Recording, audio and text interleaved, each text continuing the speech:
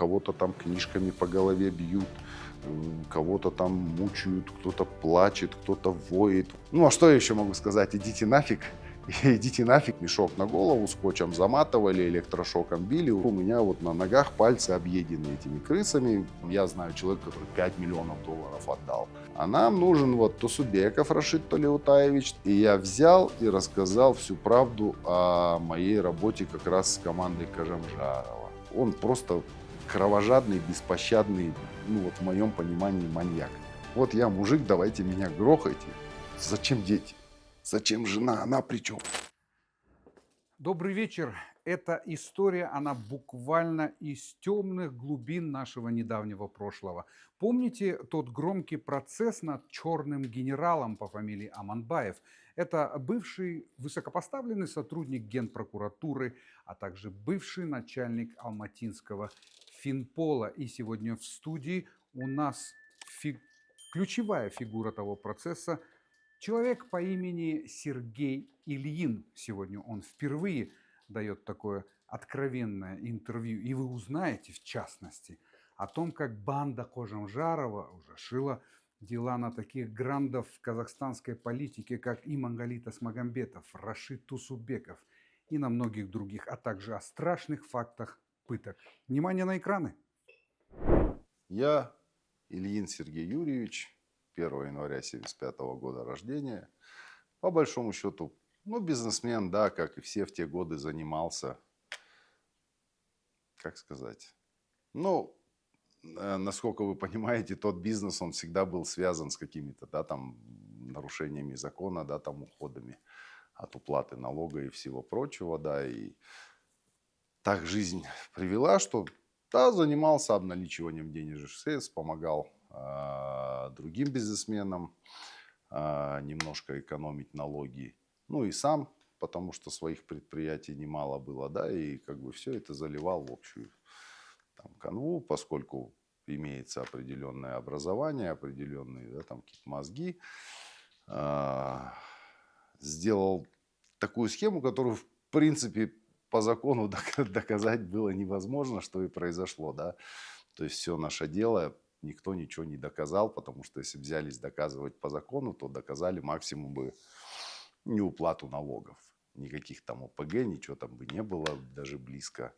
Что касательно тех же взяток, ну, как сказать, для меня до сих пор непонятно вообще слово, что такое взятка.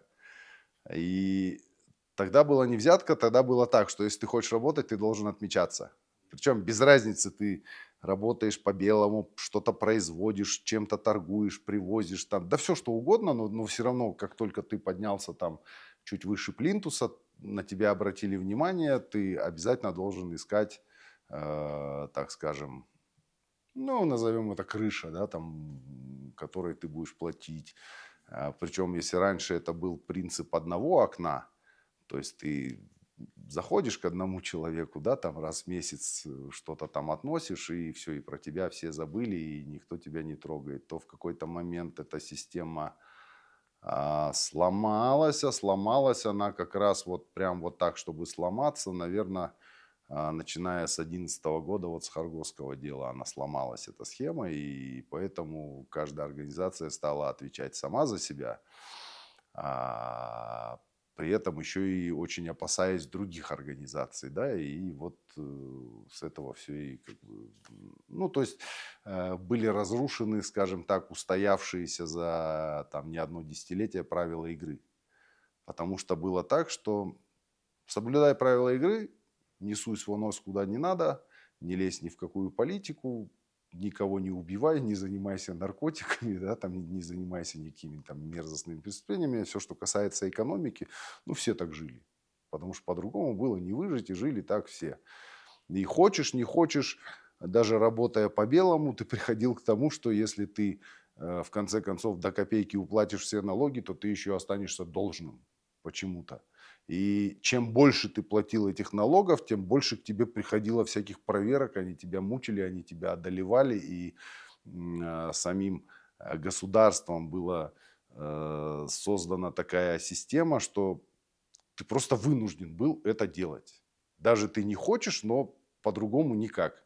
А у тебя за тобой семьи, за тобой дети, у тебя обязательства, и ты просто обязан зарабатывать, чтобы прокормить своих семей. Ну и, соответственно, всем же хотелось жить. Мы выросли все-таки с тобой, так тем более в одно детство, да, там практически не сказать, что оно бедное и нищее по сравнению с другими, но тем не менее обычное советское детство, и у нас было куча всяких хотелок, которые мы хотели, да, которые мы там видели во всяких там картинках, комиксах, да, и всего этого хотелось, и когда ты получил возможность до всего этого каким-то образом дотянуться и приобретать это себе, то встал вопрос один: надо зарабатывать. Надо зарабатывать, и все. Там ходить кого-то грабить, воровать — это просто не наше, мы не так воспитаны, да. Мы воспитаны так, что надо заработать. Ну и вот, ну, начал заниматься бизнесом. Да, было всякое, потому что страна маленькая, всех знают. И несколько раз до этого происходило так, что просто хватали, пихали в карман там героин, там еще что-то, сажали в тюрьму, там не получали то, что им нужно, отправляли в психбольницу, признавали невменяемым, да, там, ну, на этом все заканчивалось. Ну, потому что понимали, что бесперспективно, и ждали следующего момента, когда ты там чуть-чуть подраскормишься, подразжиреешь, там, чтобы тебя можно было еще попробовать, да, там, подоить. Вот.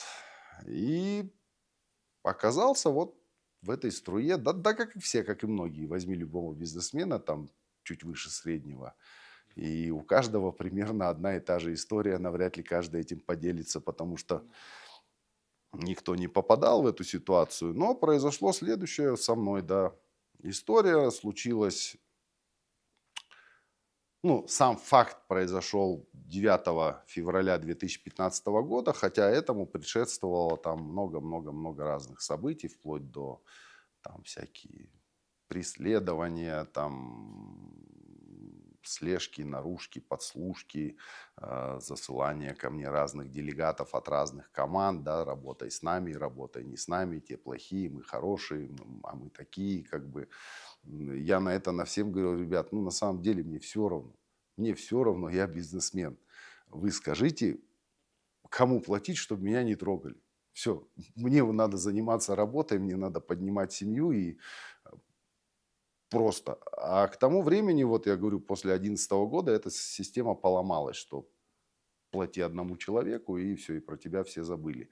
Да, конечно, она оставалась работать, но это на таком высоком уровне, куда доступ я не имел, и то, что мы сейчас видим, и оно не работает в конце концов.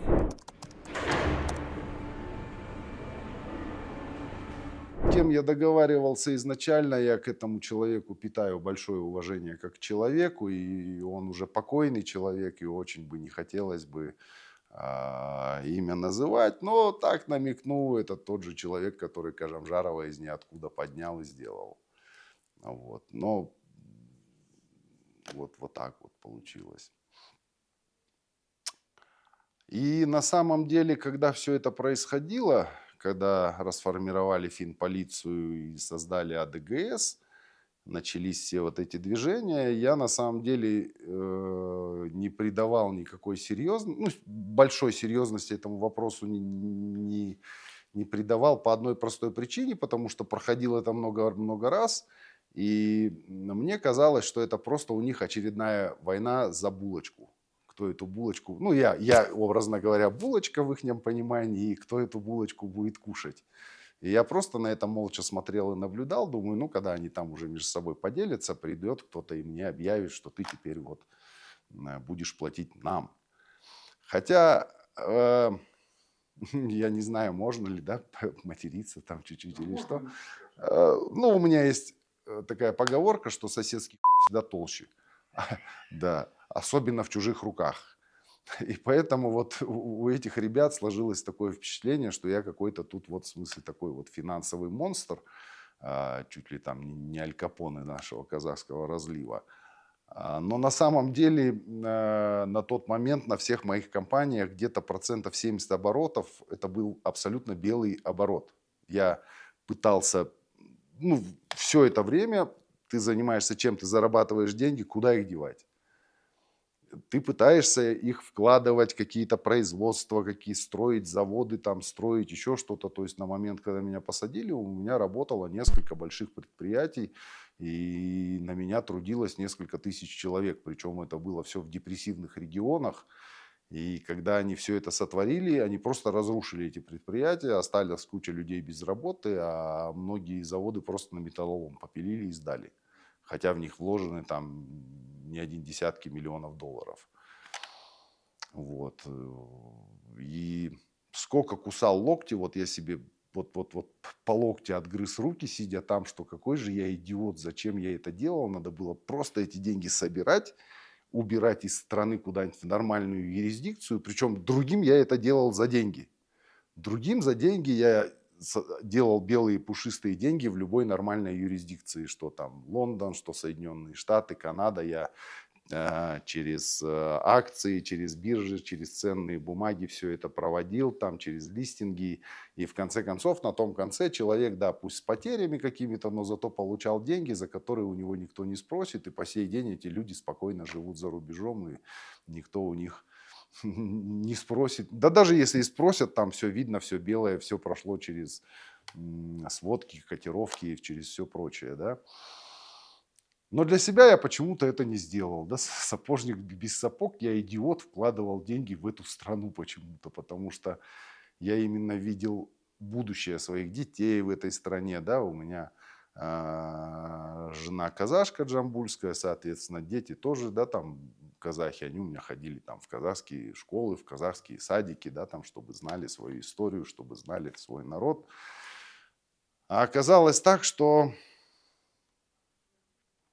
этой стране не нужны нормальные перспективные дети, и поэтому вот оба моих ребенка сейчас, когда такая ситуация случилась, и когда я понял, насколько это все серьезно, уже будучи в лагере, я только в лагере осознал до конца, что все, когда мне влупили 16 лет, за что я убил кого-то, если бы мне адвокат говорит: Сергей, ну вот Паллада Юнина, мой адвокат, она говорит: Сергей, вот вы бы лучше кого-нибудь убили, расчленили и съели.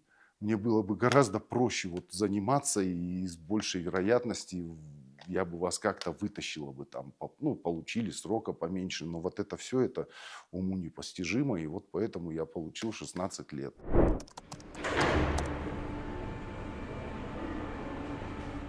9 февраля заехал на встречу в Анкару. В этот момент мне начинают звонить все там со всех сторон, что ко всем домой ломятся, там кого-то хватают, кого-то еще что-то. Я там сидел на встрече, говорю: ребят, по-моему, меня сейчас будут там арестовывать. Вышел, сел в машину и водителю говорю: давай гони. Там стоял пластмассовый такой на въезде этот шлагбаум. Я на джипе водителю говорю: сноси. Потому что он не ломается, он же просто отскакивается. Ну, потом отправлю кого-нибудь, там дадут денег, прикрепят его обратно. Водитель у меня на тот момент молодой был, всего 2 недели со мной катался. Он испугался, попытался объехать этот шлагбаум и, в общем, упал на этом джипе в Арык. Упал в Арык возле Анкары. Эта машина там, по-моему, 2 дня так и стояла. А так, ну и вот набежали, и все, и схватили, да, и утащили. А так, ну вот заехал бы за поворот, выкинул бы телефон, ушел бы во дворы там. Буквально 2 месяца, я думаю, эта ситуация вся просто бы сама собой схлопнулась, потому что им нужен был именно я. Оттащили меня в финполицию, занимался тогда этим, ну, в АДГС вот этот вот. Непосредственно занимался мной Крылдаков, Дулат и Абзал. Вот их была такая троица, как бы вот они меня и в тюрьме постоянно они меня вели, и тут они вокруг меня плясали. И даже в тот момент я до конца не мог понять серьезности всей ситуации. Я смеялся, улыбался и думал, ну когда же придут торговаться? Когда же придут за мной торговаться? Потому что все же кричат: взятка, взятка, взятка, взятка. Взятка — это такая штука обоюдоострая, ну она же двусторонняя, да, то есть я первый должен прийти к чиновнику что-то предложить, потому что он мне создал какие-то невыносимые условия. И то есть инициатива должна или от меня, или от него исходить, но взятка — это обоюдоострая. А тут получалось, это не взятка, это чистое вымогательство. То есть тебя ставят в такие условия, э, не платят, ты просто не будешь работать, не будешь, тебя еще и подадут куда-нибудь в розыск, и тебе просто все разрушат. А у тебя семья, дети, папа, мама, да, там и куча всяких еще своих хотелок, да, на которые хочется заработать. Поэтому я не считаю это и взяткой, и в суде я это говорил, что это не взятка, это доля. Я отдавал долю, причем долю я отдавал я напрямую, кроме вот того человека, который ушел, да, там из жизни, напрямую я никогда ни с кем не сотрудничал. Я обычно это какие-то гражданские люди, это родственники родственников, родственников. В общем, как этот весь механизм работал, меня касалось мало. Потому что, ну зачем мне в это лезть, да, вот я раз в месяц посчитал, сбил баланс, вот вам, вот вам, вот вам, вот вам, все, от меня отстаньте все, дайте мне дальше работать. Вот. Нас схватили, притащили, смотрю, полный кабинет, и там вот это АДГС, кого-то там книжками по голове бьют, кого-то там мучают, кто-то плачет, кто-то воет, в общем, кто-то визжит, там, по-моему, вот этого Бахи, жена, она аж визгом визжала, я не знаю, что с ней там делали, но она прям визжала. Тогда ко мне никаких физических воздействий не применяли, просто, ну, я вот на это, на все смотрел. По-моему, этого достаточно, да, ожидание пытки, она же всегда страшнее самой пытки. Ну, ладно, дело житейское, в конце концов, меня отвезли в тюрьму, и вот там я начал понимать, что все серьезно, потому что меня ни в карантин, ни в обычную камеру, меня закрыли в карцер. Потом после карцера закрыли в бункер. Бункер это хуже карцера. Это там, где сидели вот приговоренные к смертной казни и ожидали вот исполнения своего наказания там годами. То есть там ни окон, там ну ничего нету, просто бетонный мешок, там ни кровать, ничего, такая бетонная залитая штука. В нее же вмурован унитаз, и она настолько маленькая, что если ты вот головой лежишь у стенки, у меня вот ноги вот настолько лежали вот в этой чаше Генуя. Ну вот, и все, там вмурованный такой столик в стенку в бетонную, и рядом вмурованная сидушечка. Все это вот микроскопического размера, а я тогда там 130 килограмм весил, и, допустим, вот если ты в этой камере садишься вот на этот бетонный приступок, то коленками ты упираешься в стенку. Все. Ну и вот сколько? Ну, 2 метра. Вот она, может быть, 1,10 на 2 метра. Вот такая вот эта штука. Вот. И вот только когда я там оказался, я понял, насколько все это серьезно. Причем вывезли, привезли к Дюсенову. Дюсенов приехал сюда, что-то со мной побеседовал, типа давай. Я говорю, что давай? Ну, давай, рассказывай. Я говорю, что рассказывать? Я говорю, давайте буду рассказывать. Он говорит, нет, не понял. Как есть нам не надо. Как есть мы и сами все знаем. Нам надо рассказывать определенные вещи. С тобой вот ребята поработают, они тебе объяснят, что надо. Ты выучишь, скажешь на камеру, все это сделаешь, там пару очных ставок, и вот не переживай, пойдешь под домашним арестом, посидишь, потом заключим с тобой там процессуальное соглашение. Всяко разно.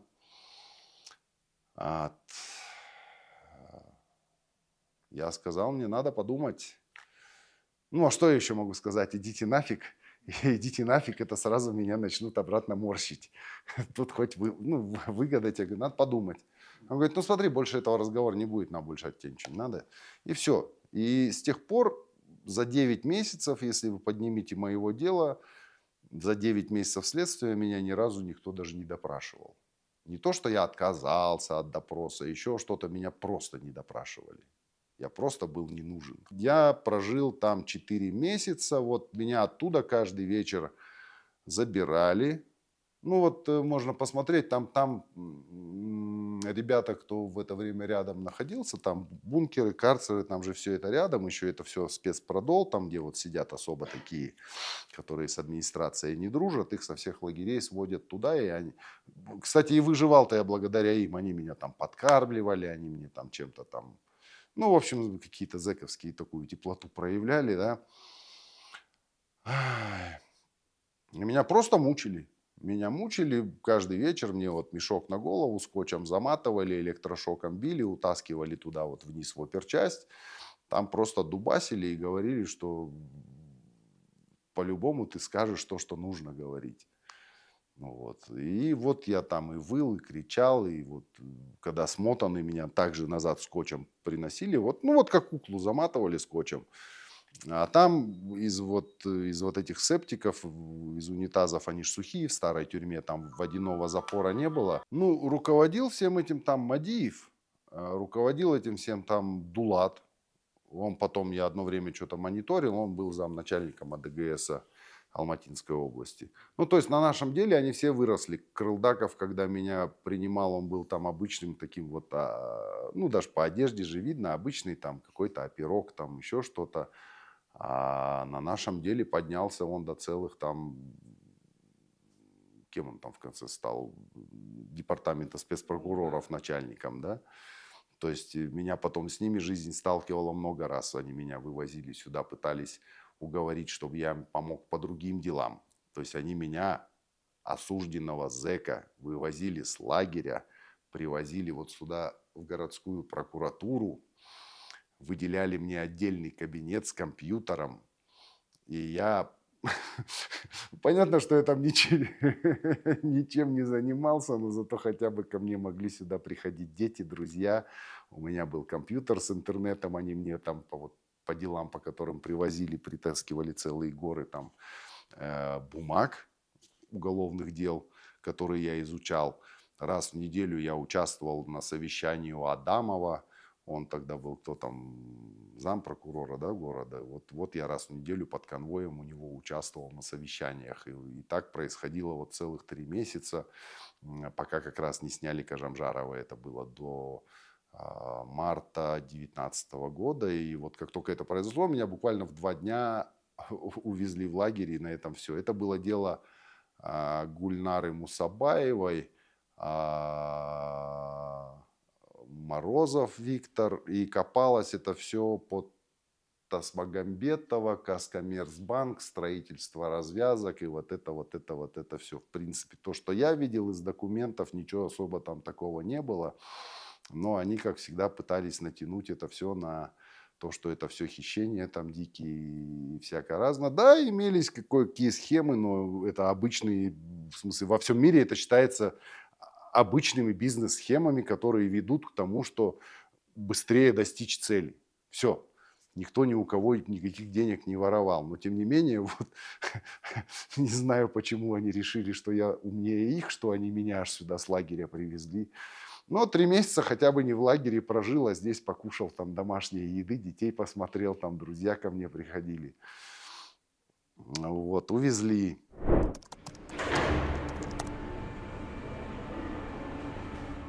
Лежал, вот из этих септиков, там воды нет, там живут крысы, они вот оттуда вылазят. Сперва боялись, потом они же умные твари, они видят, что я смотанный. Ну, начали по мне ползать. Поначалу там подергаешься, они вроде как убегают, а потом уже просто стали не бояться и ползать, и они реально начали меня кушать, начали с ног. Начали с ног, у меня вот на ногах пальцы объедены этими крысами.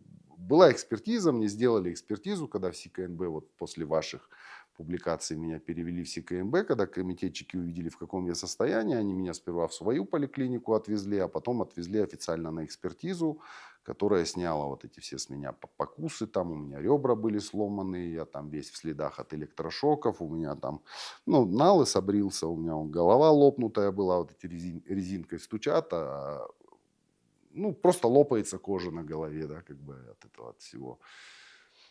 Ну и вот так это все происходило на протяжении где-то почти 4 месяцев. Мы тебя все равно сломаем, и ты все равно будешь говорить все, что нам надо.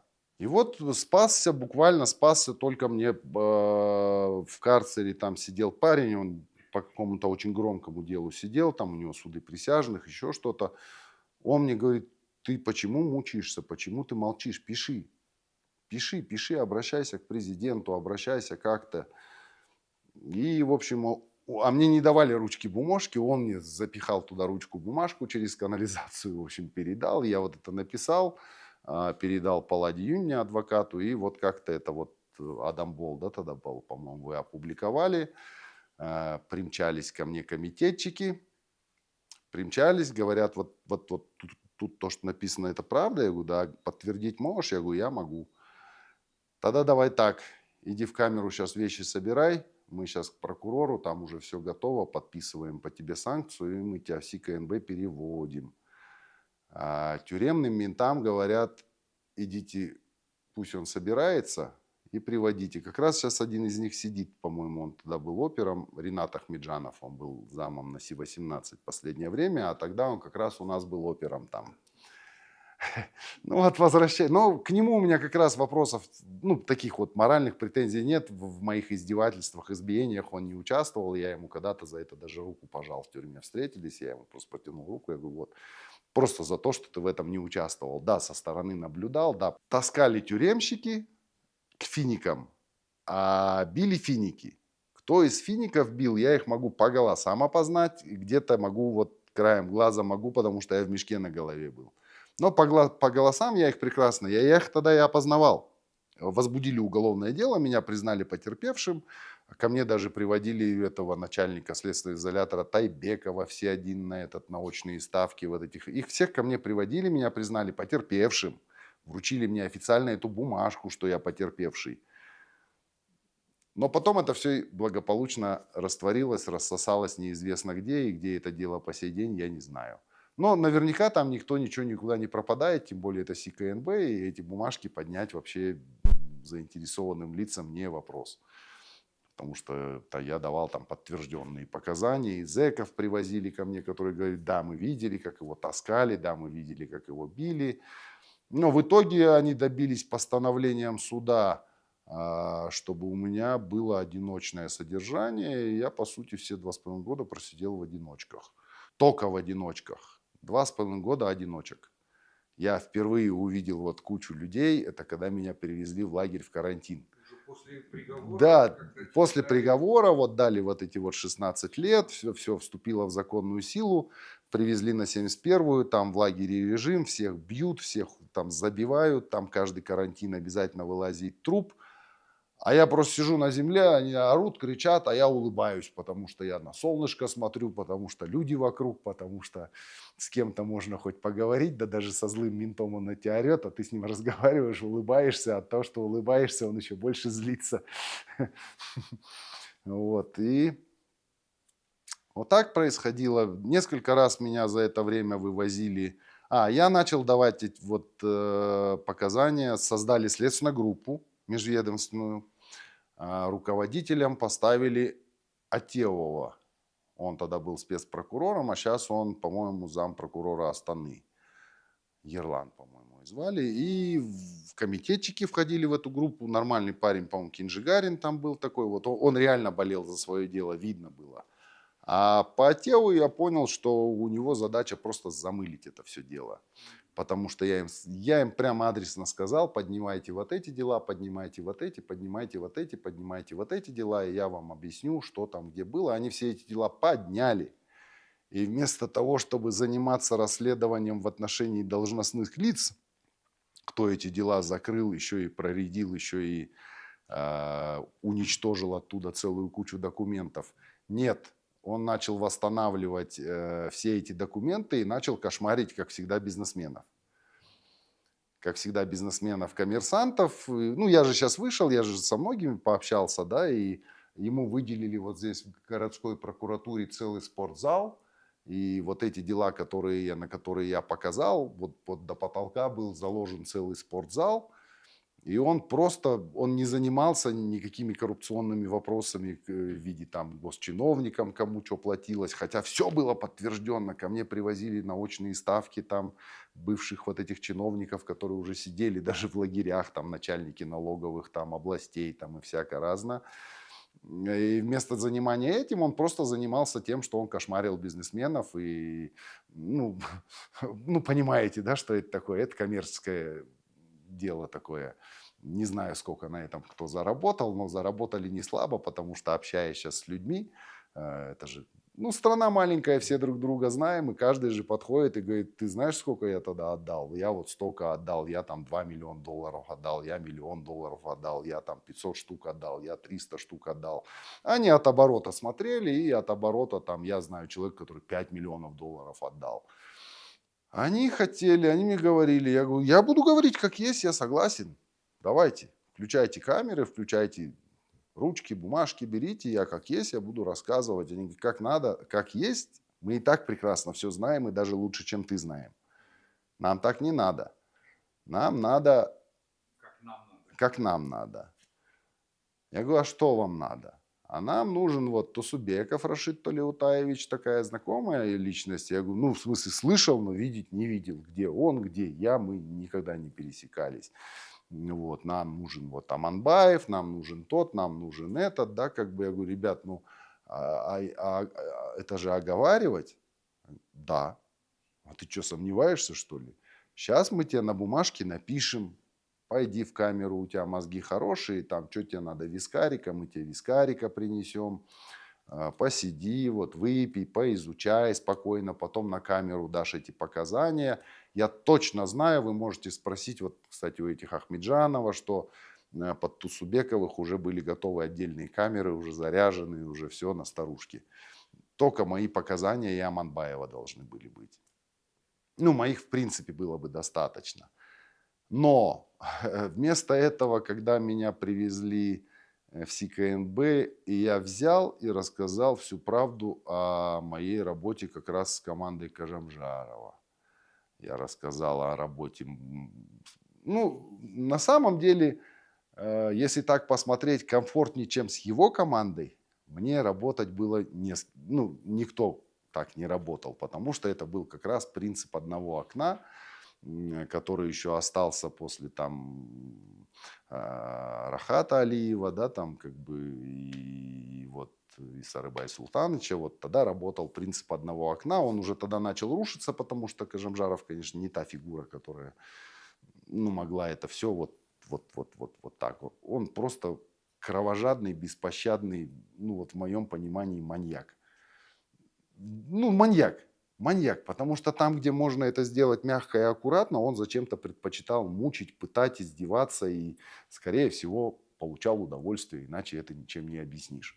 И вот когда я рассказал вот это все, и не просто рассказал, я мотивировал, вот подняли вот эти уголовные дела, вот это сделали следственную группу, где руководил Атеов. Я вот из них из всех помню Атеов, Кинжигарин, он, потому что Кинжигарин из них из всех был нормальный пацан. Он мне все время пытался подсказать, что Сергей, пожалуйста, не торопись, потому что все может перевернуться, и ты можешь пострадать. Ну вот, потому что он и в Хоргосском деле участвовал, и где-то участвовал, молодой парень, и он мне вот где-то потихоньку он говорил, Сергей, не торопись, все может так перевернуться, и ты пострадаешь. В конце концов, ко мне приходили там, ну, совсем крупнорогатые. Не бойся, мы с тобой, там, ничего не переживай, говори все как есть. В конце концов, это было 16-й год, уже дело к зиме. А нет, или это был 15-й год, 15-й. Я уже не помню, или 15-й, или 16-й год. Все это время меня вот не допрашивают. В КНБ меня закрыли, и вот в КНБ мной занимается вот это Атеов. По моему делу меня никто не допрашивает. Потом наступает какой-то день, холодно уже было, я не помню, то ли это 15-й год, то ли это 16-й. Но, по-моему, 15-й год ближе к зиме. Вызывает меня начальник следственного изолятора КНБ, полковник такой был, Раповка, Андрей, отчество не помню, Броня его все звали, кличка Броня. Ну, он реально здоровый такой мужик, хохол. Вот. Вызывает меня в кабинет и говорит, Серег, вещи иди собирай, поедешь сейчас. Я говорю, куда поеду? Как поеду? Ну, я же вроде, я здесь чувствую себя хоть в какой-то безопасности, да, что меня там, да, удивительно, да, Вообще бред. Я сижу в следственном изоляторе КНБ в одиночной камере, и я себя чувствую в безопасности, да, то есть вот. И он говорит, ты поедешь в Астану. Ты поедешь в Астану, вот постановление. Оно говорит, не переживай, вот посмотри, тут на постановлении написано, что ты поедешь в следственный изолятор КНБ по городу Астана.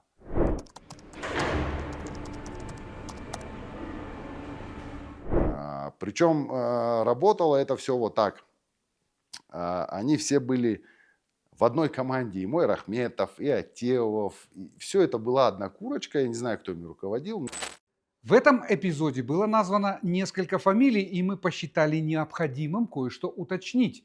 Итак, бывший заместитель генерального прокурора Рахметов по имени Куралбек, вот он на фото справа, курировал следствие по делу генерала Аманбаева. Аманбаев, как я уже говорил, это бывший глава алматинской финполиции, прозванный СМИ черным генералом. В 2017 году его осудили за ряд статей, такие как лжепредпринимательство, создание ОПГ, отмывание денег и так далее. В 2020 генерала освободили, потому что комиссия установила, что почти все статьи, кроме превышения полномочий, которые пришили ему его бывшие коллеги и прокуроры, оказались плодом воспаленного сознания следователей, ну и заказчиков. Ну и, естественно, генерала отпустили. Надеемся, что когда-нибудь генерал Аманбаев расскажет нам свою историю. Но вернемся к Куралбеку Рахметову. Спустя пару лет Рахметов сам загремел под статью. Его обвинили в том, что он привлек к ответственности заведомо невиновных людей. Влепили 7-летний срок и отправили подумать о своей жизни в колонию. Недавно Рахметов по УДО освободился. Одни говорят, что теперь он в Кызылорде слывет там успешным предпринимателем, а другие, что Рахметов в Алматы. И мы обязательно когда-нибудь подробно остановимся и на этой фигуре тоже. Итак, схема. Хотя я с самого начала всем говорил, ребята, Аманбаев ни при чем. Там причем совершенно другие люди. С Аманбаевым я вообще в зале суда познакомился. Я его до этого в глаза никогда не видел.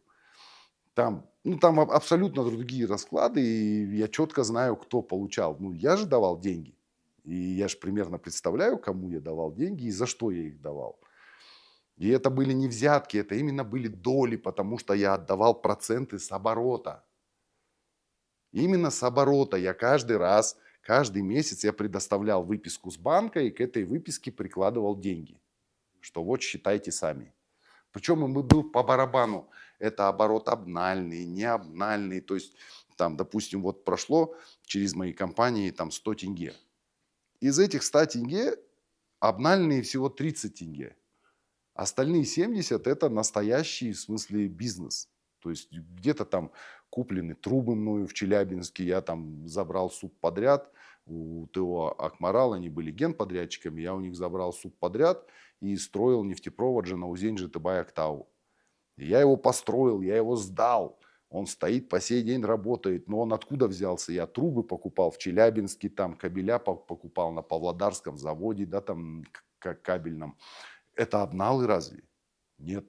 А мне их тоже в обналы посчитали. То есть они просто взяли всю эту кучу и из этого всего сделали, что... Потому что... А по-другому как? Они же уже, Кажемжаров объявил, что мы поймали таких злых бандитов обнальных.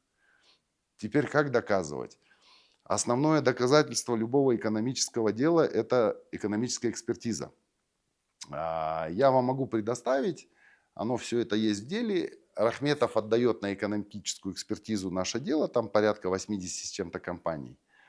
Ему оттуда пишут: для проведения точной экономической экспертизы просим вас предоставить первичную бухгалтерскую документацию. В нашем деле больше 1000 томов первичной бухгалтерской документации. То есть ГТДшки, отчеты, вот эти формы все. Ну, то есть сидела целая огромная бухгалтерия и работала несколько лет.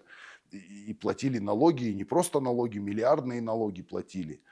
Рахметов в ответ им пишет: поскольку это лжепредприятие, они никакой отчетности не вели, поэтому проводите экспертизу косвенным методом. А косвенным методом это что такое? Это взяли все, что через мои счета прошло, умножили на 12% НДС и на 20% КПН, то есть на 32%. И вот таким образом получился сумма ущерба. Вот такого гигантского. хотя с этого уже плачены налоги. Вплоть до того, что я там Казмунайгаз не успевал заплатить Акмарал, Акмарал не успевала заплатить мне, а у меня горели сроки поставки. Я просто со своего счета в банке беру, делаю займ на свою компанию, абсолютно официальный займ. Оплачиваю на Челябинский вот этот трубный завод, получаю с него трубы, ну и, соответственно, запускаю их в работу, да. И даже это посчитали в обналы, и даже на это насчитали вот налоги там и все прочее. То есть, если разбираться, там у нас все дело вот такое. Тот же самый уголь. Я договорился, через россиян договорился, и мою одну компанию, по-моему, она называлась «Нефтетранссервис Групп», оформлена она была на моего близкого друга отца. Ну неужели я папу своего близкого друга подставлю вот под вот такое, ну, под криминальные какие-то вещи, пенсионера практически? Эта компания взяла и выиграла на разрез «Богатырь». Там же могут только компании, ну, то есть несколько компаний выигрывают тендера, и потом вся дальше реализация идет через эти компании. То есть моя вот эта компания «Нефтетранссервис Групп» выигрывает на разрезе «Богатырь», выигрывает тендер, и нам дают право покупать оттуда уголь. То есть, а ты хочешь, не хочешь, ты сразу должен оплатить там минимально что-то там за 1 000 000 тонн угля. А это серьезные деньги, которые ты должен взять и внести. А потом, по мере потребности, когда ты находишь конечного покупателя, в деле все это есть. Ты находишь конечного покупателя, ты просто на разрез «Богатырь» сидит секретарь и отправляет заявку. Просим отправить вот столько-то угля вот на такую-то станцию, вот такому-то получателю. Все. Ты в этом больше никак не участвуешь. Туда уголь доставил, вы просто с разрезом «Богатырь» там раз в квартал сличаете логистические затраты, да, и если больше, если меньше, ну, просто подбиваетесь. Это обнал разве? Тем более я плачу за уголь, в том числе НДС, и продаю в том числе НДС. И в крайнем случае мое нарушение может быть только в том, что я с этой маржи, может быть, не совсем 100% уплатил налоги. Но тем не менее все равно уплатил. И как раз именно вот это вот, ну вот представь, я за там, скажем, 2 года я почти 1,5 миллиона тонн угля продал. Ну какая это сумма? Ну вот она и вошла вот в эти гигантские иски, вот в это во все. Хотя там все уплачено. Там уплачен НДС, с этого уплачен КПН. Что надо? Они мне насчитали изначально исков около что-то там 50 или 60 миллиардов.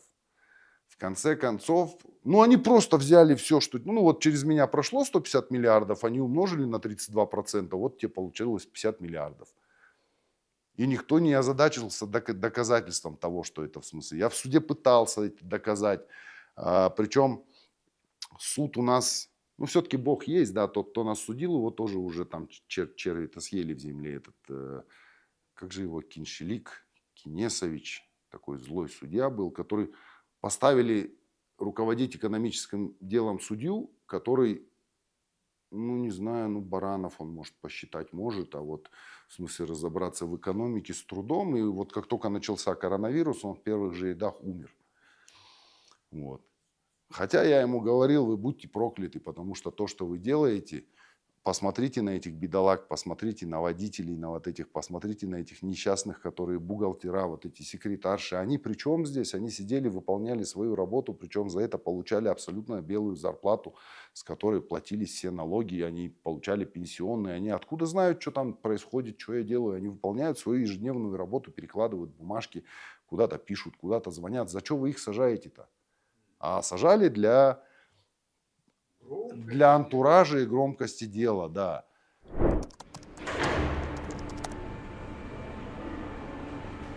Когда шел процесс по Аманбаеву и другим фигурантам, журналисты ухватились за эпизод с 2 вертолетами. Перечислялись активы, которые конфисковали у городского главы городской финансовой полиции. И, конечно, с удовольствием рассказывали про 2 вертолета, которые принадлежали Сергею Ильину. Забавно, что все так увлеклись, что даже не попытались вникнуть в суть, чтобы было понятно. Назовем один вертолет маленьким, другой большим. Это тоже интересно. Давайте послушаем. В общем, маленький вертолет на тот момент был вообще мною давно, уже больше года назад, продан моему товарищу, и он был его. А второй вертолет, он был мой, как бы просто вот пожав руки, но за него я не дорассчитался. Он принадлежал моему другу Чукрееву, и Чукреев его же покупал, сам заказывал на заводе своей же компании, ездил его, принимал на завод, на этот Airbus, да, там, а, получил, и на момент, когда нас задержали, он также и принадлежал его компании. То есть никаких движений с вертолетом не было. Мы просто с ним по рукам хлопнули, что да, я заберу, но я за него не рассчитался. Ну, какие-то закинул там копейки, и договор был, что я когда до последней копейки дорассчитаюсь, но до этого было еще далеко. Но, тем не менее, он говорит, бери, пользуйся, пожалуйста. Ну, по-товарищески так. А синий вот этот маленький вертолет, там же как происходит? Такие вещи происходят же обычно понятийно. Это одна компания, да. То есть с Ермеком договорились, он говорит, все, брат, вот я его заберу, забирай.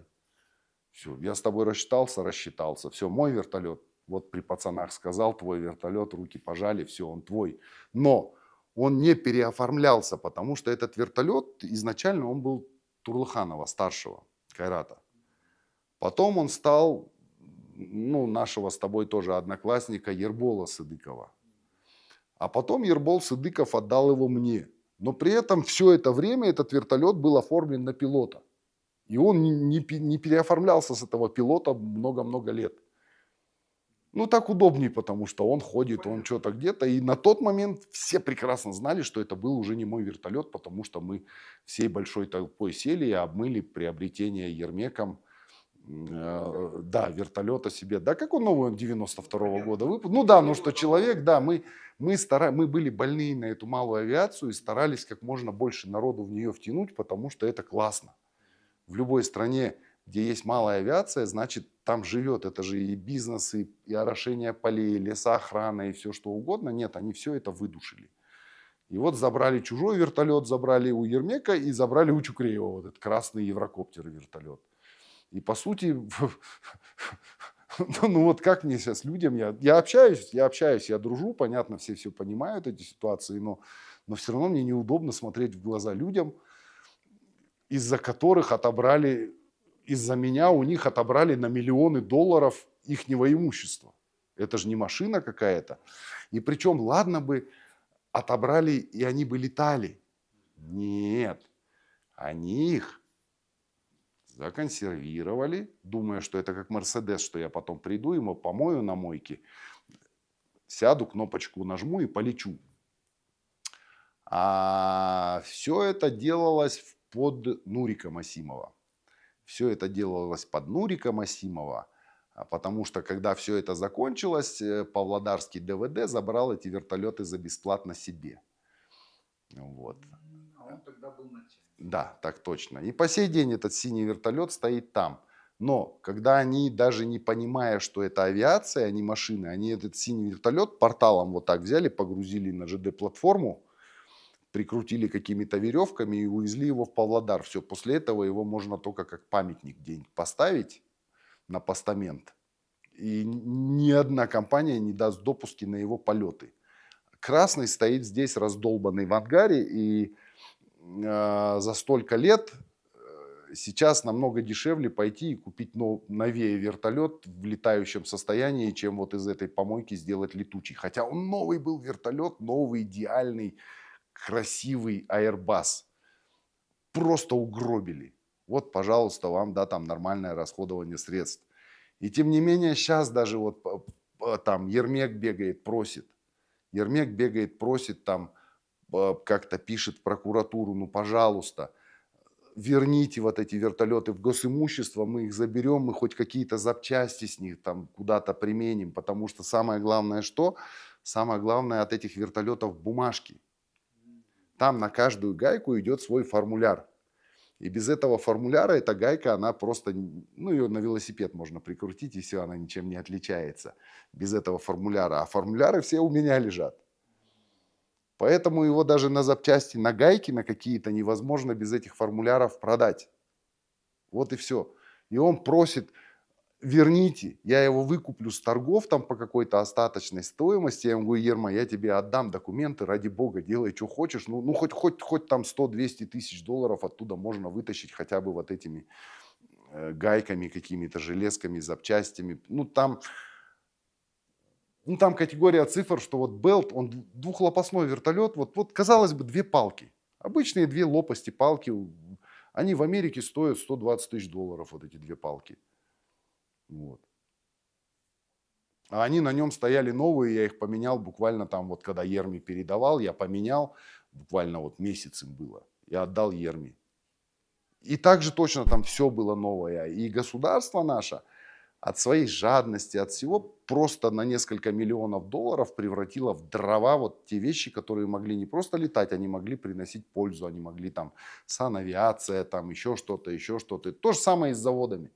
Они их просто арестовали, охранять не стали, а те, кто там работали, их просто на металлолом распилили и все. Потому что людям жить надо. Ровно так. Мало кирпичный, у меня еще был там плодоконсервный, у меня был там мини-НПЗ там кое-какой, а не побольше кирпичного. Ну, по вложениям они подороже, да. Но металла, представляешь, сколько там? Вот так просто распилили. Просто распилили, причем распилили не они, распилило местное население, которое там работало, оно же в депрессивных регионах, это все там Бескаль, Жалана, Школь, Курдай, там, где это все только не стоит, и просто местные же люди, понимая, что происходит, то есть, что если это не, они сейчас не распилят, то распилит кто-нибудь другой. И им выживать надо, у них семьи кормить надо, и они начали потихоньку, а потом просто спилили все это под ноль. На момент, когда это все случилось, работало, официально получали зарплаты почти 5000 человек. А из каждого из этих 5000 есть еще жена, дети, там, тещи и всякое разное. То есть, ну, маленький городок такой в виде какого-нибудь Рудного кормился, по сути. По сути, жил за счет того, что я делал какой-то бизнес, да, там они получали зарплаты, тем более я идейный, я старался людей отправлять там в отпуска, там в какие-то санатории, мы строили свои санатории, мы особо отличившихся премировали там с кирпичного завода, вот тебе бесплатно кирпичей, дом себе строй, мы тебе всем поможем там. Ну, то есть, ну вот старался подойти именно социалистической моделью, да, там, к таким вопросам, потому что когда люди понимают, что руководство за тебя болеет, и они за свое предприятие начинают болеть и любить. К сожалению, это убили после Советского Союза, но как-нибудь я покажу вам видео, у меня был красный уголок на заводе, где стоял огромный бюст Ленина, где висели портреты передовиков, отличившихся, да, где передовики там получали премиальные, их премировали там целыми семьями, поездками там в Турцию, еще куда-то, да, там. Хотя на тот момент завод-то он еще и прибыльным не стал, но просто чтобы люди старались, и мы для людей старались. Нет, просто все это разрушили, раздербанили, раздолбасили и все. И вот бегаем, просим, да верните вы хотя бы эти вертолеты, мы их хоть на запчасти куда-то применим. Нет. Они же воткнули их в виде рекламы. Вы же помните, каждая статья, везде эти вертолеты. Вертолет. Ну что, ну вертолет, ну дальше что? Нет, вот это вот наша вот национальная вот эта вот игра, да, там. Да, или пойди отбери у своего ближнего и поломай. Вот.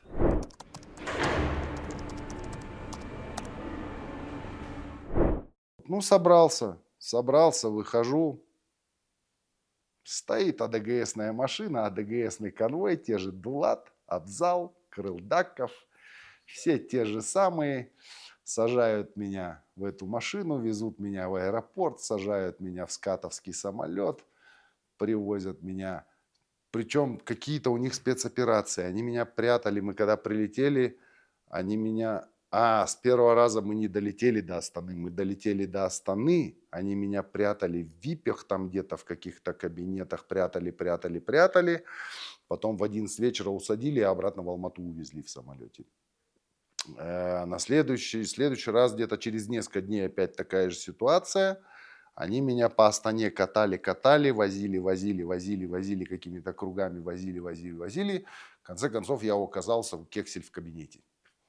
Я оказался у Кексель в кабинете, и у нее лежат на столе вот так вот все мои показания, все флешки, которые я им выдал, да, там, которые доказывают, в смысле. У меня были не голословные показания, у меня еще и были флешки с видеозаписями кое-каких, в смысле, вот передач денег. Там совершенно случайно так получилось, баловался новым видеорегистратором в машине, и вот получилось, заснял, да. Ну, в смысле, когда проверил эту флешку, вытащил, вставил, ого, заснялось, оказывается. Ну, отложим в сторону, ладно. Да, так вот я Атео выдал эту флешку при адвокатах, при всем. Ну, не оригинал, как бы копию, а оригиналы у детей. Оригиналы у детей в Израиле и в недоступном месте. Еще и дочка пошла, написала там в их армейское СБ, там у них какое-то есть, не Моссад, как там по-другому, что вот у отца вот такая история. Прошу, чтобы вот эти документы хранились у вас. Вот. Оригиналы хранятся там, но так теперь за мной здесь все бегают, отдай. Я говорю, ребят, я же вам уже один раз давал. Причем все знают, что там. Что та сторона знает, что это, потому что у Кексель лежат вот такая стопка моих показаний и все вот эти флешки. И она говорит, что думали? Мы ничего не знаем?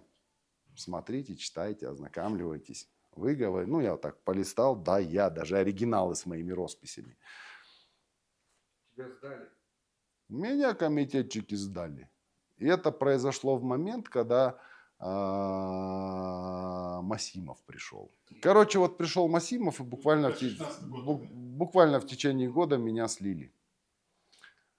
Не просто слили, а слили с показаниями, которые я давал по секретке. Я же их по секретке давал, там адвокаты с секретными допусками, там все. Даже моя паллада отказалась участвовать в этом деле. Они мне выдали какого-то своего адвоката, у которого есть доступ к секреткам. Ну, вот эти комитетчики. Потому что паллада говорит, я не хочу. Потому что она со многими из них, там тот же Пацаев, они вместе работали. Она говорит, Сергей, вы меня поймите не от того, что там плохо, хорошо. Просто мне эти люди, какие бы они ни были, да, там по работе плохие, хорошие, но мы вместе проработали много лет, и я просто морально-этически не могу в этом участвовать. И освободите меня, пожалуйста, от этого.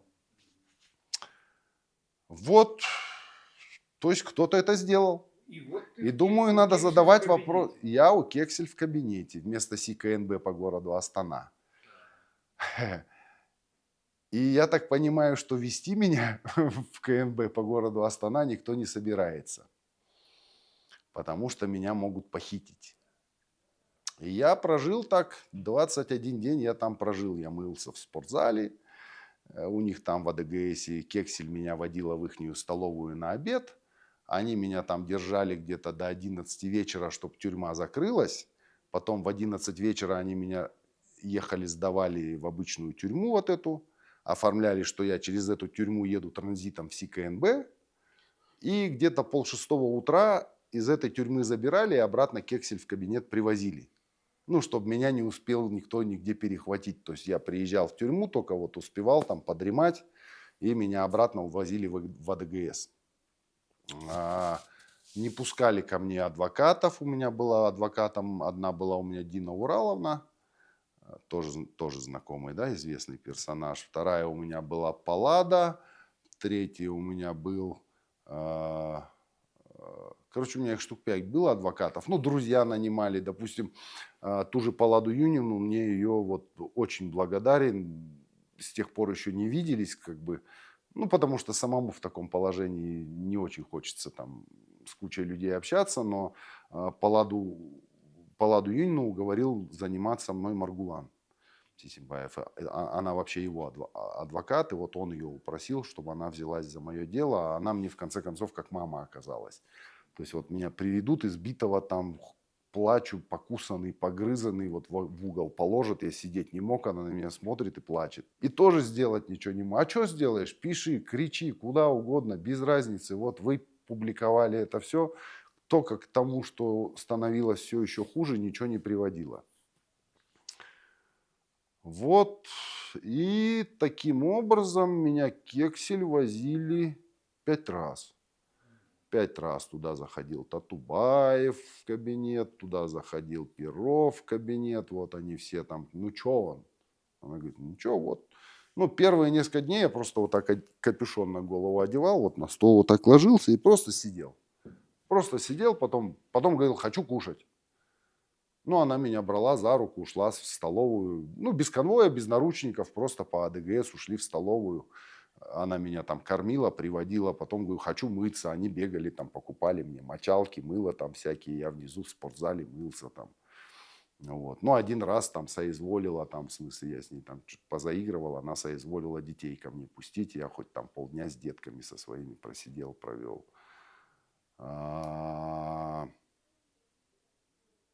Ну, и основное, что сдавайся.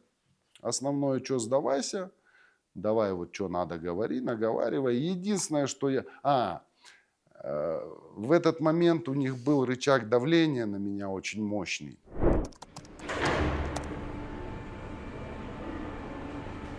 У меня был такой партнер, возможно, тоже его знаешь, Курилов Александр.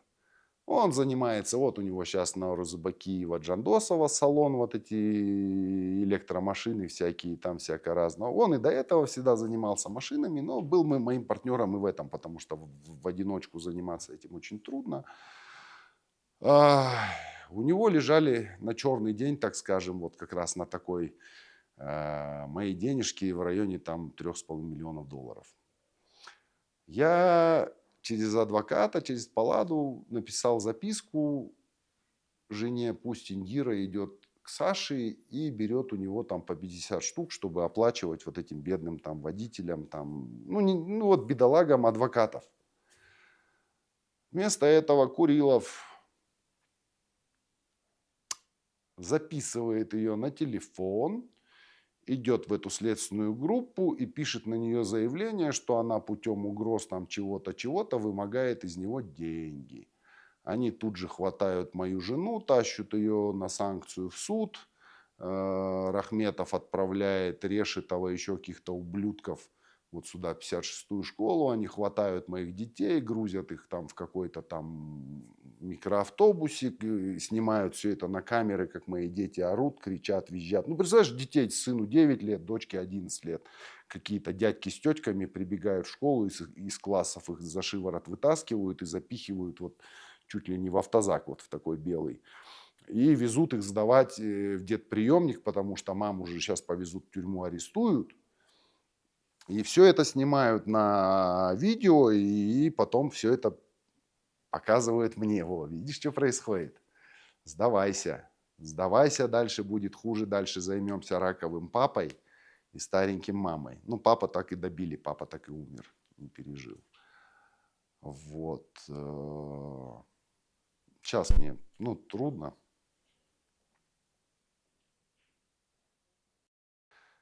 И вот так происходило несколько раз, и они жену вот так удерживали 9 месяцев. 9 месяцев они ее удерживали, пытались на меня давить.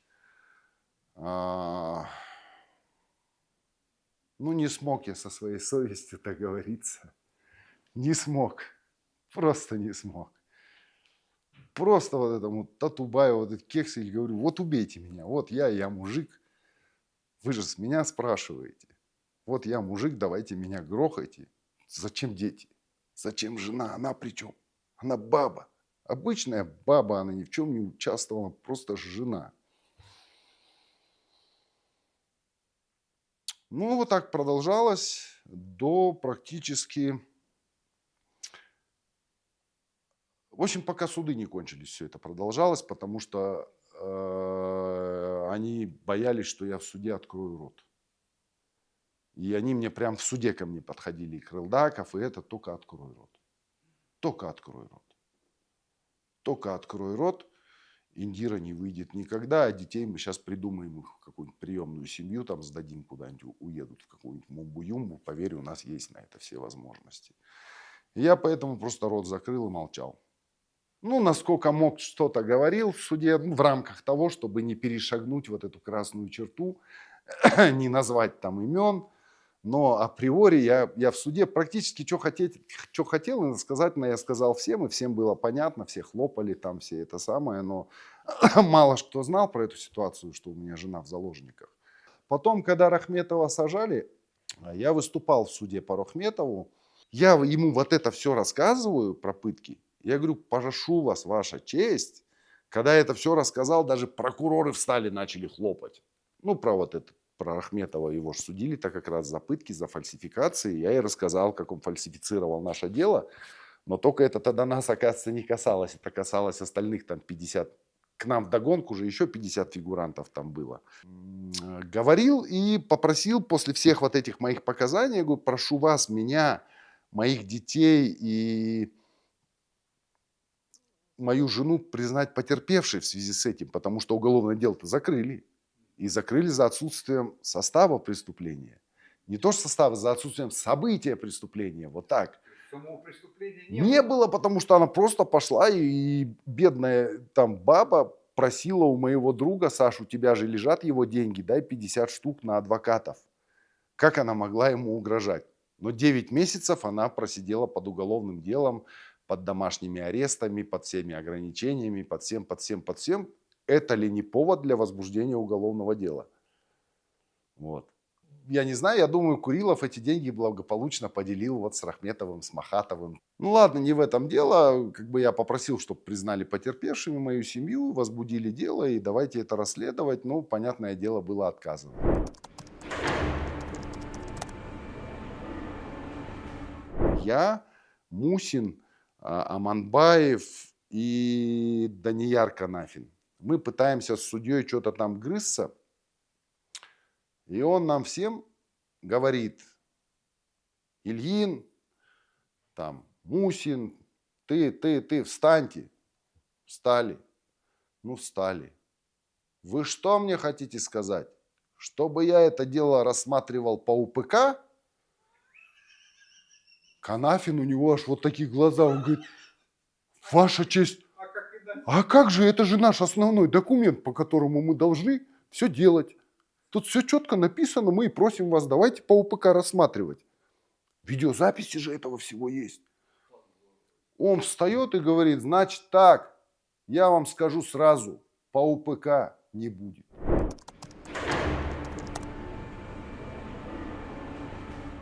Все, мы ему тут же заявляем отвод. На следующий день приходит председатель горсуда и говорит, да, это все ерунда, отвод отклоняется. Да, но тем не менее у нас же есть все эти записи, где он орет, по УПК не будет. Он мертвый уже, вот его Киншил Кинесович, вылетела его фамилия этого негодяя. Вот он первый в коронавирус и помер. И причем вот таких судьба, знаешь, наказывает как? Ну, он же много лет, представляешь, тем более я по лягерю общался, самые вот такие беспредельные дела с огромными сроками он в межрае поручали ему.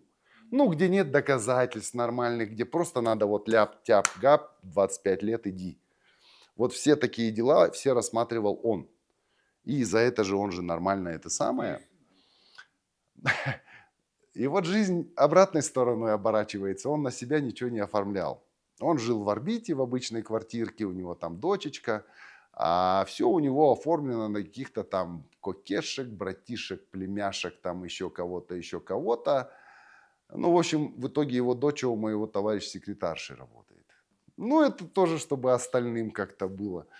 А тот же вот, который практически меня довел до смерти, до того вот состояния, в котором я освобождался, этот, как его, Копчегайский председатель, он Бурпибаева, этого Тлектеса, он сват.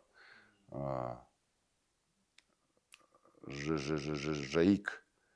Жаик его зовут. Ну, вот до недавнего времени был председателем Копчегайского суда. И помнишь, вот шум-гам сейчас был. И его осудили сейчас за мошонку. И он сейчас, вот мне пацаны пишут, в семей заехал, что будем делать с ним. Вот. А они там судьи в лагерях, особенно в БСных, это самое, это вот полы моют, там трусы стирают. Серьезно? Сержантам, да. Вот где-то есть ад для судей, да? Для судей ад там. Там нормально живут вот генералы, ну, кто нормальный, там вот Аманбаев, вот они жили отдельно. Отдельно живут опера, отдельно живут вот эти гаишники, ППСники, но для них, для всех вот эти судьи, это шныри, которые им там носки стирают, там трусы стирают, там полы моют и всякое разное. Да, то есть они мне говорят, что, Жаика, что делать? Я говорю, ну, а что он там сейчас делает? Ну, ничего, полы в карантине моет. Я говорю, вот и пусть моет.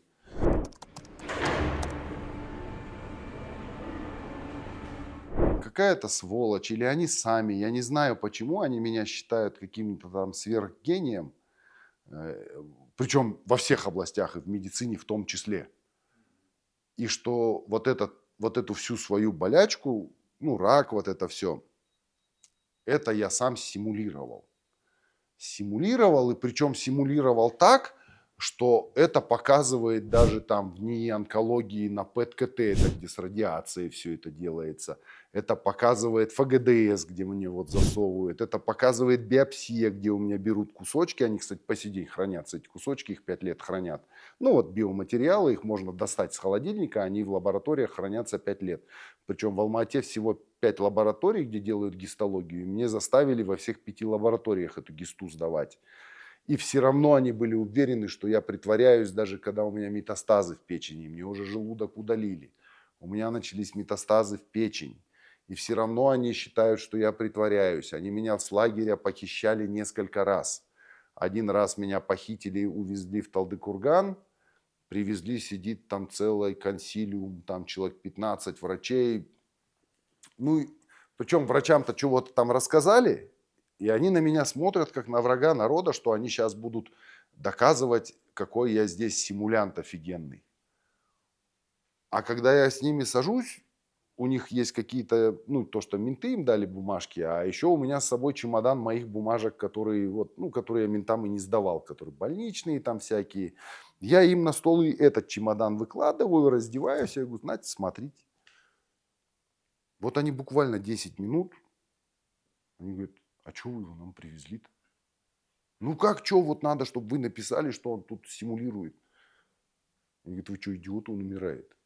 Везите его в больницу, он умирает, ему надо химию, вы уже химию прошляпили очередную, вы что делаете? И они меня просто взяли, знаешь что, они меня назад не повезли, они меня там бросили. Они меня просто в этой больнице бросили, развернулись, уехали. Там был начальник ДУИСа, там те. Видимо, им указание такое было. Они меня просто бросили там и уехали. Мы вот с этим конвойным в наручниках из больницы вышли. Обычный мент-конвоир. И он мне говорит, ты что с тобой делать? Я говорю, ну отпускай, я пошел тогда. Он говорит, тогда меня посадят. Он говорит, ты ходить-то можешь? А тогда весна была такая прям, ну хорошая погода, это вот где-то, знаешь, начало мая. Я говорю, тут до тюрьмы далеко? Он говорит, ну, километра 2 где-то.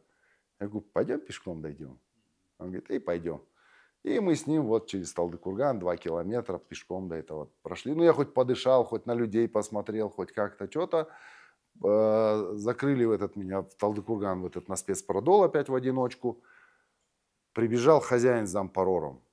Они где-то, я не помню, за столько времени, столько через меня прошло вот этих тюремных ментов там всяких. Я же и в Астане сидел, и где только не сидел, да, и по лагерям. Но они меня откуда-то знают. Они прям ко мне вдвоем зампорор вот с этим хозяином в камеру пришли, сели, принесли мне там чая, каких-то конфеток, короче. Ну я же без ничего, меня утром в 5 утра просто из кровати вот в трусах в простыню завернули, в машину положили и увезли. Я вот в трусах, короче, и без ничего. Без лекарств, без ничего. Они говорят, что случилось, что, Серега, происходит? Я говорю, ребят, ну, видите, что происходит? Украли, хотят сказать, что я не болею. Они говорят, да по тебе же видно, как не болею. Ты что? Я весь в шланчиках, весь вот в этих трубочках, весь в этих во всем. 50 килограмм. Они говорят, и что делать? Я говорю, ну вот смотри, сейчас сюда, железно сейчас сюда мчатся моя адвокатша, журналисты какие-то там, жена, семья, они вот прям мчатся. Тебе надо вот здесь весь вот этот концерт, вот этот вот, который начальник ДУИСа, тем более поделили сейчас область. В тот момент как раз область поделили на Алматинскую, ЖТСУ.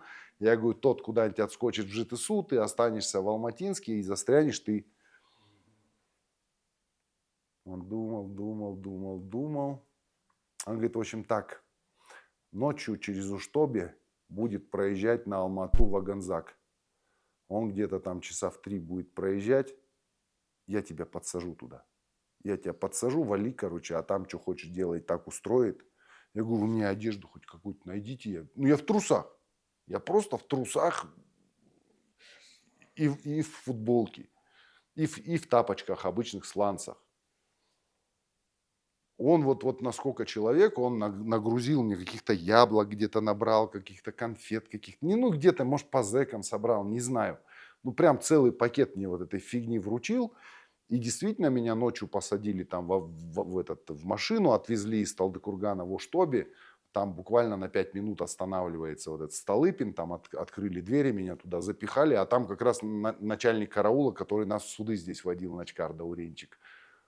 Он меня в трусах: Серега, ты что здесь?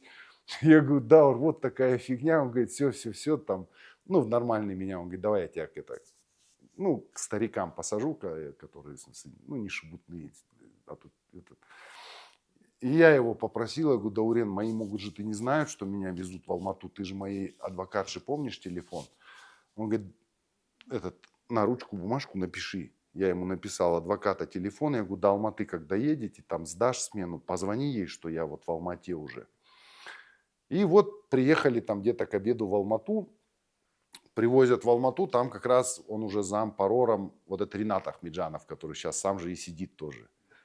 Он меня увидел: ты что здесь опять? Я говорю: в гости к вам. Он говорит: Серега, мне такие, как ты, не нужны гости, потому что я им крови там попил столько в свое время. Он говорит: что хочешь? Я говорю: я ничего, я в лагерь хочу. Он говорит: а ты знаешь, что тебя с лагеря выписали? Тебя не отправили на лечение там никуда. Ты приехал полностью со всеми своими документами, с арматурками, со всеми. То есть, если тебя вывозят, допустим, на ДС там, или ну, на дополнительное следствие или еще куда-то, с лагеря с тобой отправляют просто папочку. А если тебя с лагеря списывают на совсем, то с тобой отправляют вообще все. Это где-то вот такая коробка. Он говорит: вон, видишь, коробка, это твоя коробка, тебя с лагеря выгнали. Когда привезли в Заречный, там местные менты, они офигели. Нет, местные, которые в лагере менты, они же видят, что со мной происходит. Им меня жалко, они на моей, ну, морально они на моей стороне. Но у них же есть служба, они выполняют приказы, но им меня жалко. Но когда они открыли этот автозак, а там я, они такие: Серега, родной, вернулся, пойдем там, эй, давай носилки, давай каталки, там унесли меня там, что надо, кушать надо, что-то надо. Я говорю: нет, до пацанов донесите, они меня там сами уже там покормят, там как-то оденут, в порядок приведут, вещи же здесь, лекарства же здесь, как бы вот что мне надо. Ну и буквально вот пару дней и поехал дальше на химию. Но они вот так пытались. Один раз они меня вот так похитили, уперли каким-то полувоенным бортом, непонятно чем, в Павлодар. Тоже на комиссию. И все то же самое. 5 минут они смотрят и говорят: так притворяться невозможно. Просто невозможно, он же умирает у вас, вы что делаете? Ладно, если было просто написано, но тут же совпадают анализы, объективные вещи, вот эти ФГДСы, вся операция, как ему желудок удаляли, это же все сейчас снимают на видео. Все вот эти ПЭТ-КТ, это же все видео, все флешки, флешки, флешки. И самое главное, внешний вид, то, что мы видим на этих картинках, абсолютно полностью совпадает с анализами. Вот его стеклышки, ставим под микроскоп, вот аденокарцинома, вот что еще вам надо? Он умирает у вас. Аденокарцинома, да. Мало аденокарцинома, еще и метастазы в печени, еще и, в смысле, у меня к тому моменту уже рассыпалось 2 позвонка. Вот.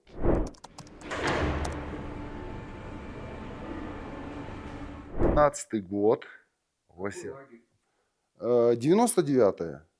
99-я камерная система. Я там давно сидел и сидел, в принципе, нормально. У меня по лагерю свободный проход, потому что у меня санчасти, там врачей нет, там фельдшера, они мне просто отдали вот этот чемодан, у меня в камере лежит дефибриллятор, у меня в камере лежит вот этот малый там хирургический набор, у меня все в камере, потому что все идут не в санчасть, а ко мне в камеру. Я всех режу, шью, там последнее, что я Талге Ермегияеву удалял там гигантскую атерому вот здесь, причем там доковырялся чуть ли не до бедренной артерии. Ну вот. Не, почему чуть не убил? Я его спас. Я реально спас. У нее ножка дошла практически до бедренной артерии, мне пришлось ее обрезать вокруг артерии, там целый, причем это же все на живую, Аян. Еще и у меня там кончились эти ланцеты, мне пришлось просто обычную бритву сломать пополам, зажать вот так вот зажимом, и я вот этой бритвой вырезал, а помогал мне пацан, который... Дабр, вот этот Медитбеков, он вроде как врач, я ему говорю, давай будешь помогать. Они тоже осуждены же, да, По ЕНПФ он, да. Я ему говорю, давай будешь помогать. Ну, там ниточкой зацепил, ему говорю, вот так за ниточку кверху держи, а я буду вокруг обрезать и как бы лезть туда. Он держал, бах, в обморок упал. Я говорю, какой ты врач, елки-палки. Пошел обычного зэка позвал, кстати, и вот обычный зэк это все там помог мне сделать. Это была... Я сам уже тогда умирал. Я сам уже делал, и меня пацаны поддерживали, чтобы я вот талги туда там вот так не воткнулся. Вот. И поэтому обычным ментам на меня нападать, ну какой смысл, когда я их всем помогаю, причем я же за это ничего не прошу, мне просто интересно, да, я не теряю профессию из рук, я лечу, я что-то делаю. И поэтому, видимо, сколько им там не говорили, при мне звонил там начальник ДУИСа, этот Баха, тоже он кожамжаровский с его этого поселка. Много лет он сидел, вначале жена у него умерла, там он алматинского ДУИСа был. Баха, как-то его. При мне, я у хозяина сижу в кабинете, чай пью, а он при мне звонит. Там давай отправь на Ильина, там найдите нарушение, закройте его в карцер, там туда-сюда, то там, да, конечно, сейчас есть, сейчас кого-нибудь отправлю. Тут трубку ложит, говорит, его видал, что? Я говорю, что отправлять будешь? Он говорит, я что, а покушение вот так, выхожу, иду к хозяину. Они поняли, что с ментами договориться невозможно. Вот тогда статья, кстати, выходила, она там в этой папке есть. Мне спокойно открывают локалку солдаты. Там же солдаты на локалках стоят. Ну, локальный участок. Представляешь, что такое в лагере? Я выхожу и иду вот так мимо клуба, иду к хозяину в кабинет, потому что меня хозяин позвал что-то там. Ну, может, давление, может, еще что-нибудь просто. Да фиг его знает, зачем тебя может позвать хозяин. Ну, у меня, как правило, что что-нибудь посмотри, у меня там тут болит или здесь что-то выскочило, да, там. Вот почти туда дохожу, 3 вот этих нацгвардии. 3 нацгвардии солдата, типа, ну-ка стоять. Хотя они все меня знают. Остановился, что хотите. Один впереди становится, 2 сзади. Я говорю, я к Ермеку иду. А что это ты идешь? Я говорю, ну ты видишь, у меня вот здесь на бирке написано «Свободный проход». Ну там у всех же зэков бирки, и там от того, какая у тебя бирка, зависит в смысле, куда ты имеешь доступ. Вот. И у меня бирка, на ней у меня написано «Клуб».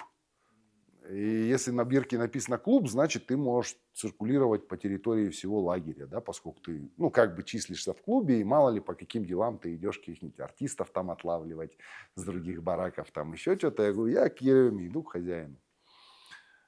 Вот. Не пойдешь. Я говорю, подожди. А 3 самых таких вот мерзких контролера, это в зеленой форме, которые Нацгвардия. Я говорю, слушай, вот 10 шагов осталось, пойдем, Азаматова, по-моему, звали такую, на обезьяну похож. Я говорю, пойдем со мной вместе дойдем, я там в прихожей постою, ты дверь откроешь, спросишь, Ильин нужен, не нужен. Если не нужен, я развернусь, пойду дальше чай пить. Мне что думаешь, зимой тоже охота ходить, одеваться, раздеваться там туда-сюда. Нет, не пойдешь. Я говорю, да я тебе говорю, пойдем вместе дойдем. Если хозяин зовет, ты кто? Ты солдат обычный. Если зовет хозяин, он же прогнал по рации, да, там. Пойдем. Он вот так, знаешь, что делает? Впереди меня становится, он маленький.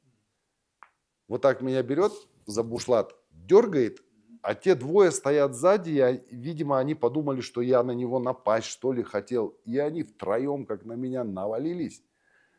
Завалили и давай втроем по мне скакать, короче. Кто-то, один вот мне ключицу как сломали, один мне вот так вот руку назад тянет, а второй меня вот сюда пинает. И они ее просто вот так вот выкрутили, короче, ключицу, и она у меня там вот такой перелом скрученный.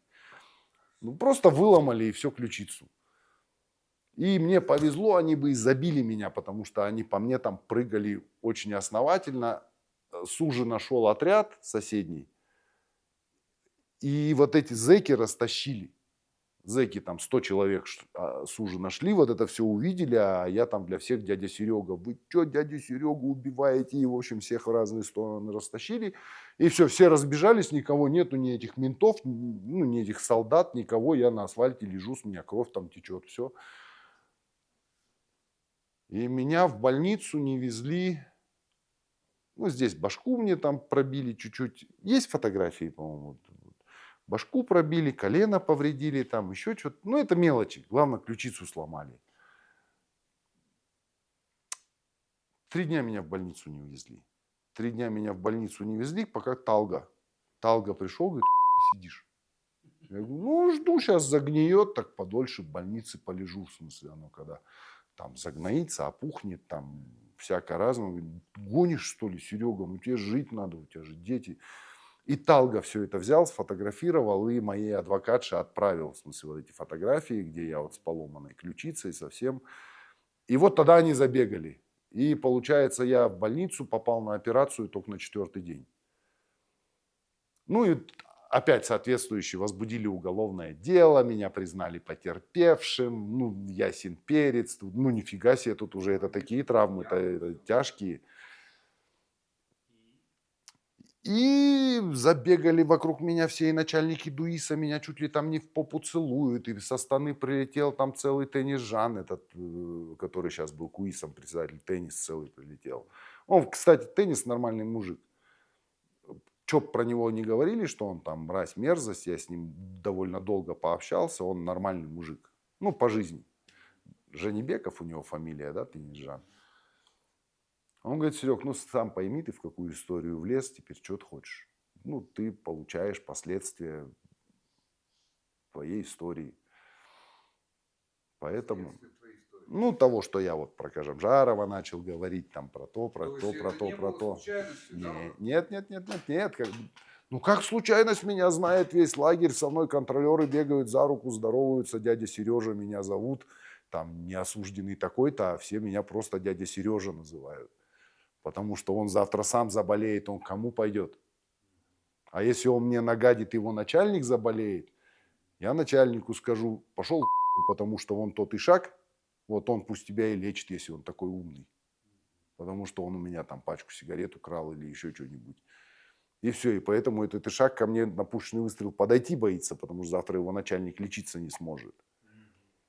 Ну, жизнь.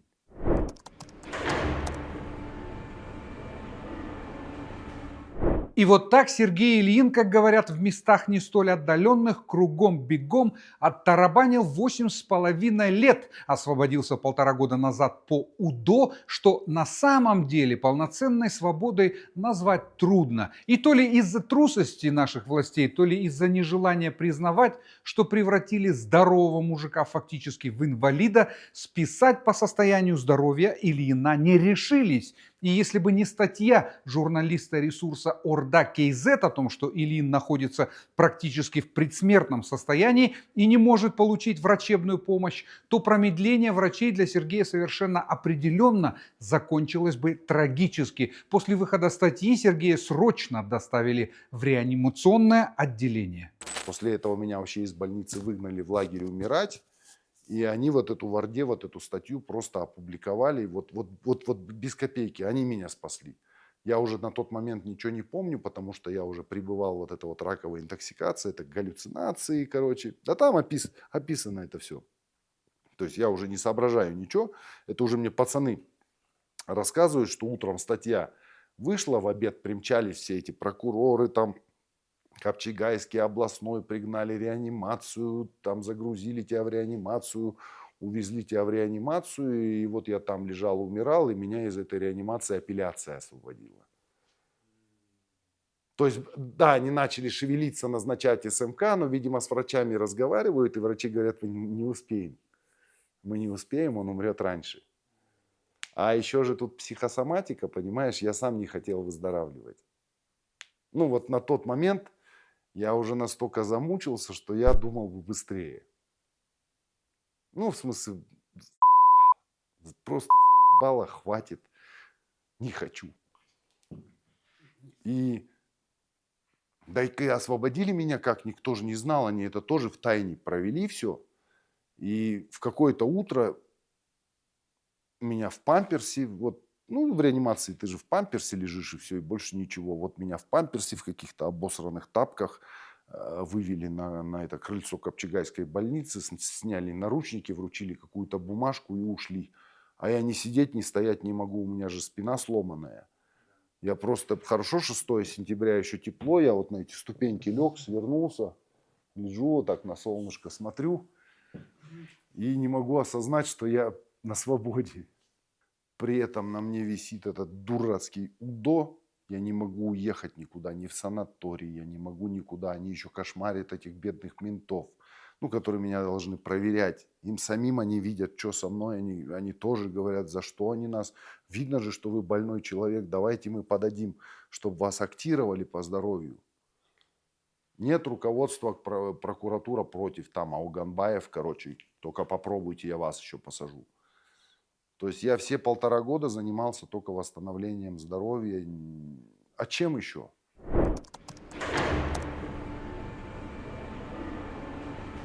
Махатов, все вкратце. Он сидел в Кафеделии.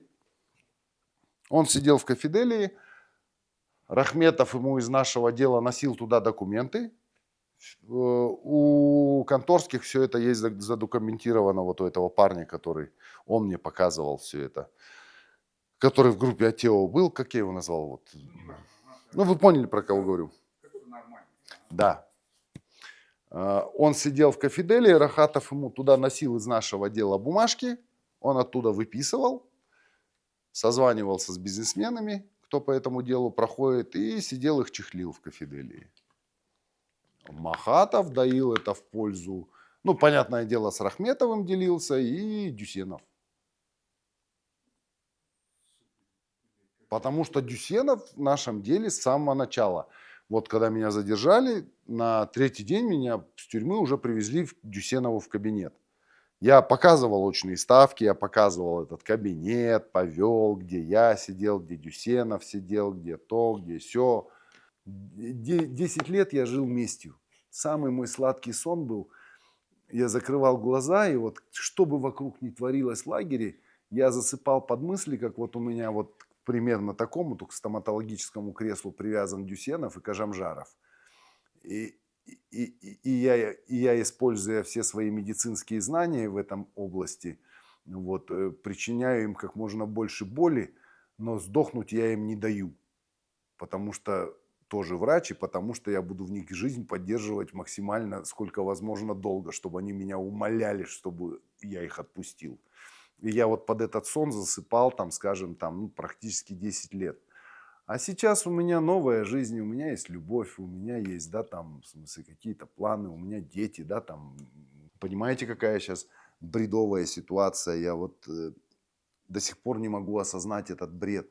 Потому что, когда я начинал, ты вынужден был кому-то платить за то, чтобы закрыли глаза на какие-то твои не совсем законные вещи, да, или чтобы суд принял не совсем законное решение, да, там в отношении тебя, то сейчас все кардинально перевернулось, и ты вынужден платить только за то, чтобы к тебе подошли по закону. Вот в чем страшная ситуация в нашей стране. Ну что ж, на этом мы завершаем наш выпуск, но это совершенно не означает, что мы не будем следить за судьбой нашего героя. Мы просим наши органы власти пересмотреть дело Ильина, снять это нелепое УДО, позволить человеку дожить свою жизнь рядом с детьми в кругу семьи. Он испил свою чашу до дна. Мы все хотим жить в нормальной стране, где гуманизм, доброта, отзывчивость и, конечно, справедливость не пустые слова. Всего доброго, подписывайтесь на наш канал, ставьте лайки, делитесь, это важно. Серега, держись. Аман сау болыңыздар.